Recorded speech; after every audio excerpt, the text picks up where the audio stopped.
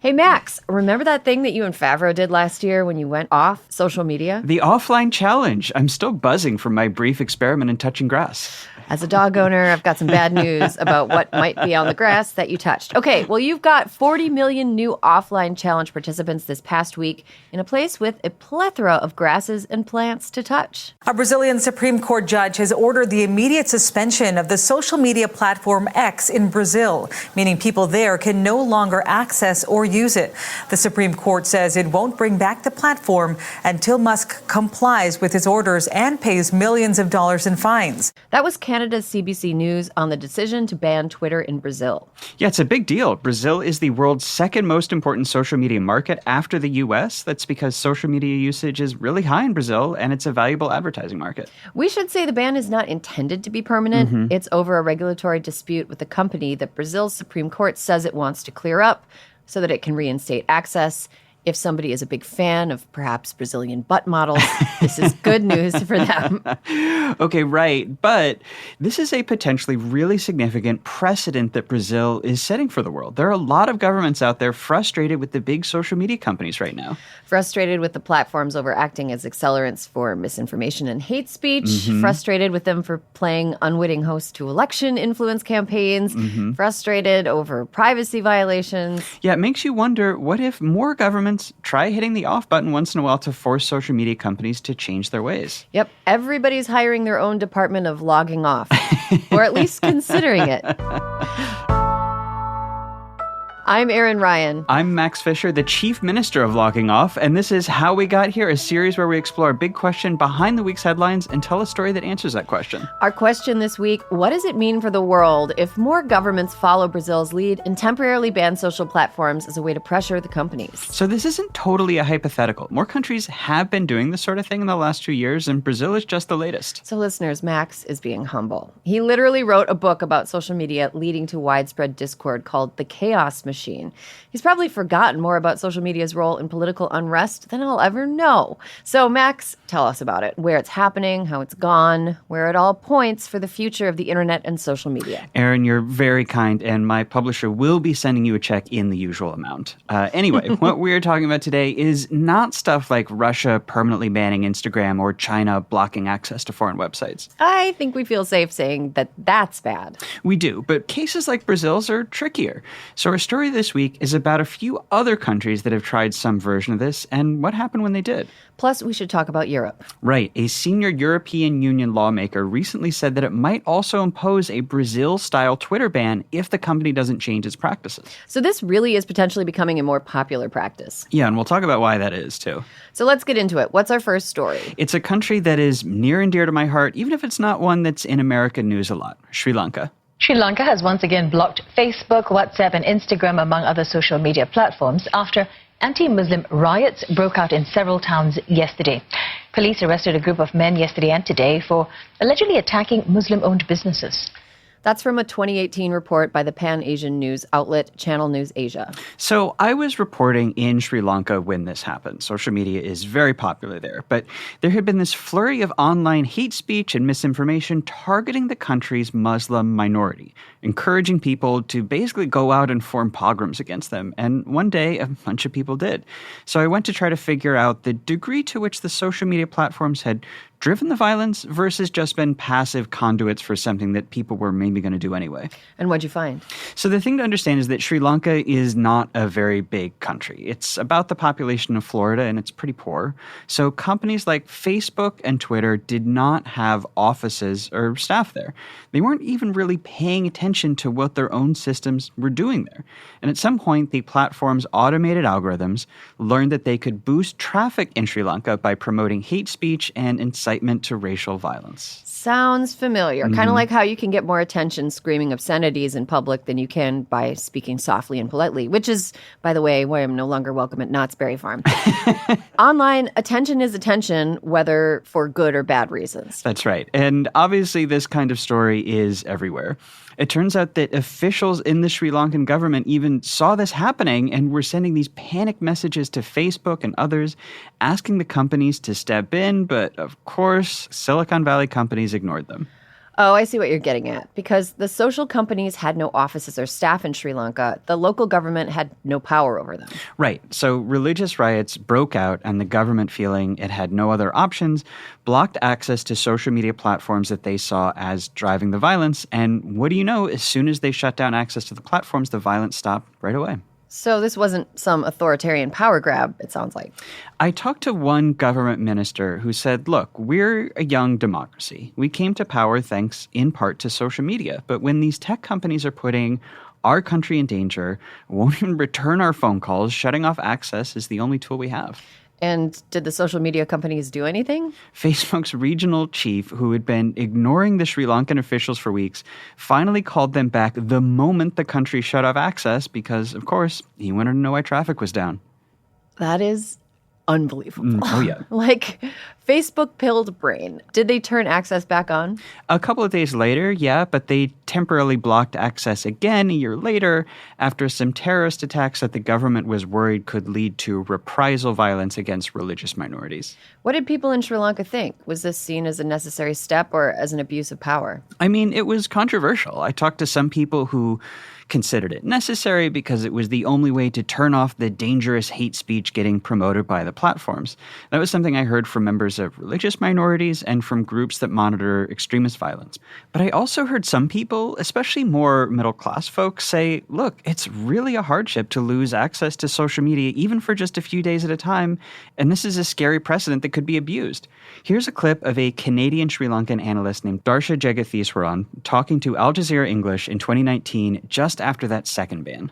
You have to sort of weigh the risks that come with social media and how it can be used to sort of incite violence and further violence, which Sri Lanka has seen in the past. However, in Sri Lanka, most folks actually communicate through apps like WhatsApp and Viber. And when you block those apps, it makes it very hard to access information about what's going on. This brings us back to Brazil. Max, you mentioned that the Sri Lankan government felt stuck with only bad options on social media because the companies have no offices in their country. Right. It leaves them with nothing to regulate. They can't impose a fine or levy a tax on companies that operate totally outside of their borders, so their only two options were to either let the social media companies completely run rampant or to block access. This is exactly the problem that Brazil has tried to solve with a law requiring that foreign social media companies keep a legal representative in the country. That way, there's someone for the government to contact if there's a problem. And if one of the companies breaks some law or regulation, there's somebody that the government can hand a fine to. Which is exactly how this whole fight between Brazil and Twitter got started, right? Right. Back in April, one of the country's Supreme Court justices ordered Twitter to temporarily suspend a couple dozen accounts while those people were being investigated for spreading election-related disinformation. Yeah, and we should say, contrary to Elon Musk's claim that this represented some slippery slope to authoritarianism, the Brazilian government did the exact same thing a year ago. Twitter suspended the accused accounts, and it was fine. It wasn't a big deal. We did not end up in a totalitarian mind control state. Well, it turns out the only slippery slope was Elon Musk's smooth brain. But Elon Musk chose to make a big deal of it this time, maybe because the accused accounts are supporters of Brazil's far-right former president, Jair Bolsonaro, who's a good pal of Elon's good pal, Donald Trump. What a group chat that must be. Nightmare blunt rotation. Musk refused to comply with the order and withdrew Twitter's staff from Brazil, which of course meant Twitter had been operating in violation of Brazilian law ever since. And it means that he robbed Brazil of its ability to regulate or fine Twitter. He put Brazil in the same position that Sri Lanka had been in, forced to choose between letting a social media company do whatever it wanted to or blocking access. Mm-hmm. And when you put it that way, it feels like Brazil sort of had to block Twitter. They let Elon get away with defying them, then why wouldn't every social media company just do the same thing that he did and pull all the representatives out of the country, knowing that they can dodge regulation in Brazil forever? Especially if you think, as Brazil's Supreme Court does, that your country's democracy is at stake. Yeah, the context here is that last year, after Bolsonaro lost re-election, Brazil had their own version of January 6th, except they called it January 8th, when Bolsonaro supporters tried to storm a bunch of federal buildings, including the Supreme Court, which maybe informs why they're so touchy about all this. Here's a clip of WGBH News reporting on the Supreme Court justice who first ordered that Twitter be blocked last week. Moraes has long been the man leading the charge against fake news and hate speech in Brazil. The Brazilian people know that freedom of speech is not freedom of aggression, he said in a televised interview earlier this year. They know that the freedom of speech is not the freedom to spread hate, racism, misogyny, and homophobia. So at this point, I'm feeling pretty sympathetic to Brazil's decision. Not because I think it's good to block 40 million Brazilian Twitter users from their accounts, but because there does seem like an important principle at stake. Feels like you're setting us up for a big counterpoint here, Max. I am, and that counterpoint is India. Home to the right-wing and increasingly authoritarian Prime Minister Narendra Modi. Yes, in a country with a complicated relationship with the social media companies. Way back in 2012, India became, as far as I can tell, the first country to ever temporarily block access to social platforms on the grounds that they were spinning up real-world violence. Indian security forces are patrolling streets in northeastern Assam state after days of rioting. Fighting between Bodo tribesmen and Muslim settlers have left at least 40 people dead. Residents say the troops have come too late. That was Al Jazeera English from 2012. Basically what happened is made-up reports of ethnic violence spread on social media, your classic fake news, which led to very real revenge ethnic violence, which ultimately pushed 300,000 people from their homes. The Indian government, which is understandably freaked out, ordered Facebook and YouTube to pull down the inciting posts, and when those companies did not comply, blocked the services to try to compel them. Okay, that seems understandable. It does, but this was 2012, and people did not yet really take seriously the idea that social media could be dangerous. Even the Obama administration pressured India to lift the blocks, which it did. So wild to remember a time when it was seen as a point of bipartisan consensus that social media companies should be allowed to do whatever they want. Yeah, we have come a long way since then, I would say. And India has since 2012 gone through a bunch of rounds of this. Rumors and hate speech go viral on social media, it leads to real-world violence, and the government temporarily suspends access to social networks, but usually just in the immediate area where the violence is happening. So the Sri Lankan model, in other words.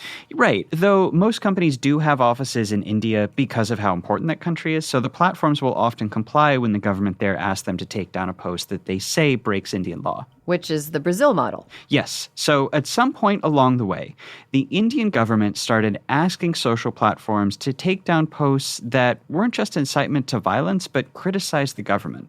Or in a bunch of cases in 2021, to take down posts that just talked about a protest movement led by Indian farmers. Here's former Twitter CEO Jack Dorsey talking about it in a YouTube show called Breaking Points.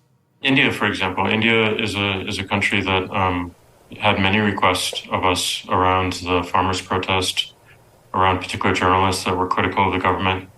And it manifested in ways such as we will shut Twitter down in India, which is a very large market for us. We will raid the homes of your employees, which they did. We will shut down your offices if you don't follow suit. And this is India, a democratic country. Okay.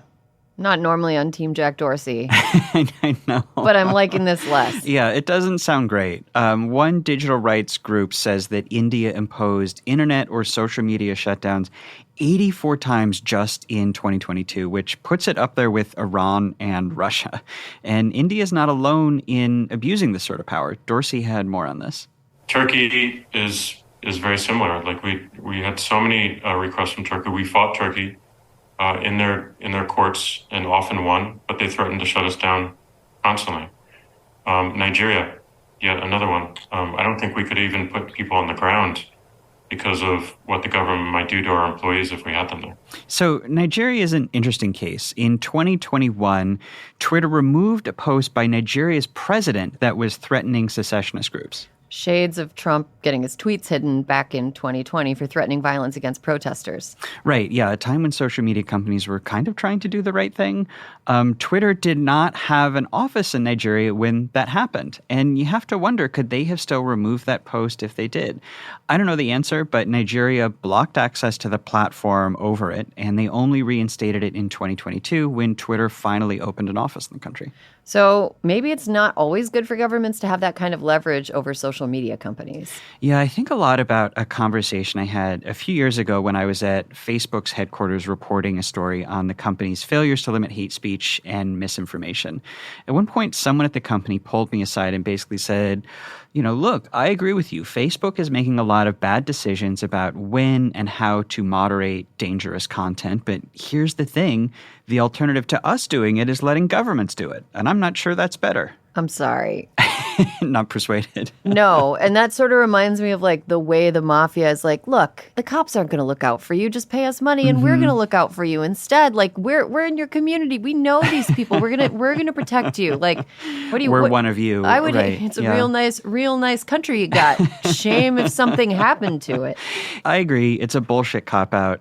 And, they built the lies and hate machine, so they don't get to pick who fixes it. But I did take his point that, yes, there are some governments I would trust with regulating social platforms, but there are a lot of governments I would not trust with this. What bucket is Brazil in?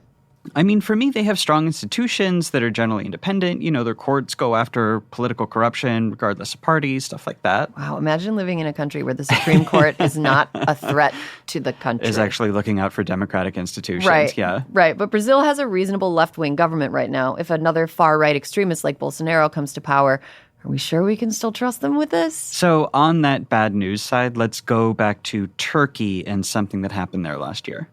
We begin with breaking news, an earthquake on a terrifying scale. Officials say it's a magnitude 7.8 quake centered near the border between Turkey and Syria. And there have been multiple strong aftershocks. More than 1,300 people are dead, and that number is expected to rise. It was such a horrible disaster. Yeah. Ultimately, more than 50,000 people were declared dead, which became a political scandal there because of how many buildings that were supposed to be earthquake-proof collapse. Right. And generally when that happens, it is taken as evidence of political corruption. Inspectors taking bribes, planning officials taking bribes. Which was seen as a reflection on Turkey's increasingly authoritarian and corrupt president Recep Tayyip Erdogan. The government seems to have understood that this was a tentative moment for them, so they blocked Twitter, though just for 12 hours. Still, what a terrifying 12 hours to be out of touch with loved ones. Right, and to not know what's happening in the next town, to not know what's happening, where your parents live. And it gets worse. Turkish security services detained 78 people over social media posts during the earthquake and ultimately arrested 20 of them. Oh, focusing on the important issues. Yeah, that's right. People talking bad about the government. And at least 2 of those people were independent journalists who had posted videos about the quake that cast the government a bad light. Another 2 were political commentators who'd criticized the government over it. So your point is, maybe it's a good thing that Twitter and other social media companies don't have offices in places like Turkey, which would give those governments even more leverage over what people can say online. Right. Especially at moments like Turkey's earthquake, where providing people access to reliable information is really important. And just on a micro level, you want to be able to know, like in addition to big public safety concerns, you want to be able to communicate with family members and make sure everybody's okay. Yeah. It seems like a mark in the column for social media autonomy from authoritarian governments. Though these are still for-profit companies we're talking about. They'll limit people's access to important information if there's enough money in it for them. Yeah, Facebook in Vietnam is an example of this. In 2019, Vietnamese officials told Facebook to block the accounts of certain government critics or they would shut down access to the platform in the country. Facebook complied at Mark Zuckerberg's personal direction. Loud sigh. So Facebook was actually helping an authoritarian government censor political dissent. Yeah, Zuckerberg argued that this was a necessary evil to bring Vietnamese people the other benefits of access to Meta's services. Hey, wait a minute. Marketplace. Sometimes you just need a used potty chair for $25. And they need to bring those services to... How do you put a price on that? Exactly. That's right. Maybe you need to form a group with the parents of other boys that are going off to college with your son where you can say really embarrassing things about like, oh, my little son's dorm isn't... No, I get it. The Vietnamese needed that. If shutting down political dissidents is the price we have to pay to have access to medical misinformation and vaccine conspiracies, then, you got to to sympathize with Mark. I'm personally in it for the AI-generated recipes that are physically impossible to complete. And then all the comments from boomers underneath that are like, wow, looks delicious. And you're like, are you AI? Well, I'm sure it's just a coincidence that access to Vietnam is also worth an estimated $1 billion a year to Facebook. God. The point is that Silicon Valley would like us to believe that they're free speech absolutists standing up to governments worldwide on behalf of our rights. But it's just not true. Just not true. They do not give a fuck about our rights. They give a fuck about their money.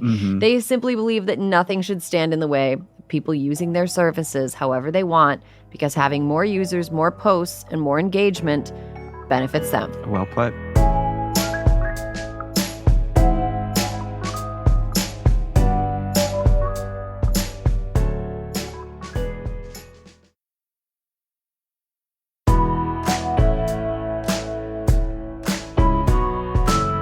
Let's talk about another government that's threatening to block Twitter and actually might do it, the European Union. Today we opened formal proceedings against X based on several suspected infringements of the Digital Services Act.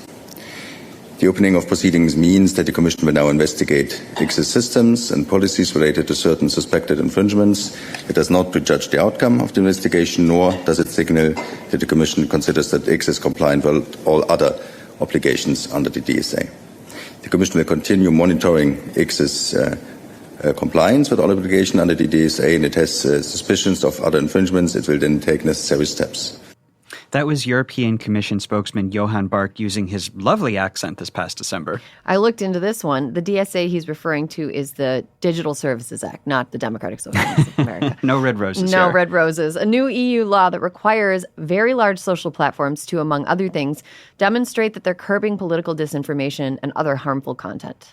Yeah, I hate to break it to the EU, but whatever bar they've set for minimal compliance, I really doubt that Twitter is meeting it these days. Yeah, that's the conclusion that the EU reached in a report it put out in July, and then again in a formal letter that EU officials sent to Elon Musk a few weeks ago.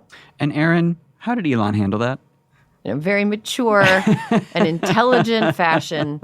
He quote tweeted the EU letter with a meme from the dorm room comedy Tropic Thunder that says, "Take a big step back and literally fuck your own face." Wow, that's very persuasive. He's really getting into the weeds, the legal arguments here. A French member of the EU Parliament said a few days later that if Twitter didn't comply with EU regulations, then they would block access to the platform throughout Europe. Wow, nice job, Elon. Yeah, business genius.